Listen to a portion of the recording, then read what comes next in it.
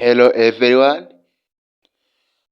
Today we are going to learn how to use the cane.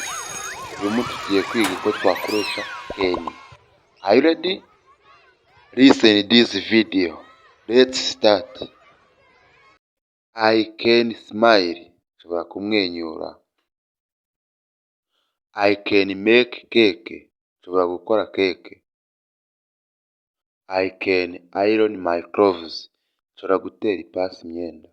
I can fish. Nshobora kuroba.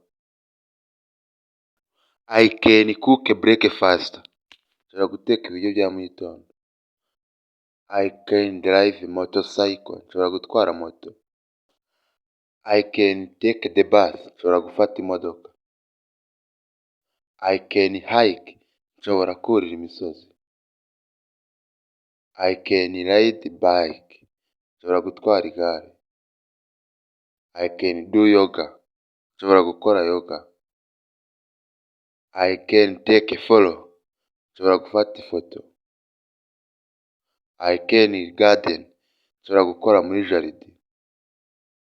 I can teach. Nshobora kwigisha. I can babysitter. Nshobora kurembera umwana. I can make coffee. Nshobora gukora ikawa. I can wash the dishes. Nshobora koza amadishi. I can clean the house. Nshobora gusukura inzu.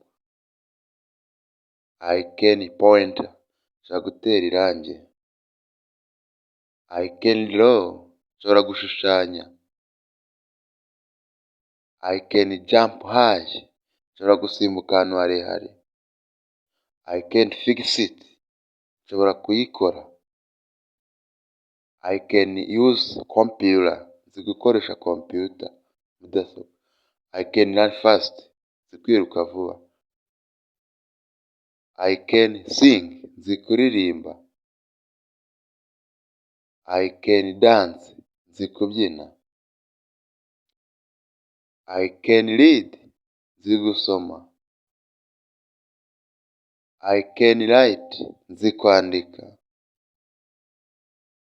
I can play the guitar. Nzi gucuranga gitari. I can help you. Nshobora kugufasha. I can swim. Nzi koga. I can speak in English. Nzi kuvuga icyongereza. I can drive a car. Nzi gutwara imodoka. I can cook dinner. Nzi guteka ibiryo bya nimugoroba. I can sew. Nzi kudoda. Let's stop the lesson. We are continuing next day. Thank you for watching this video. Don't forget to subscribe, share, comment. I love you.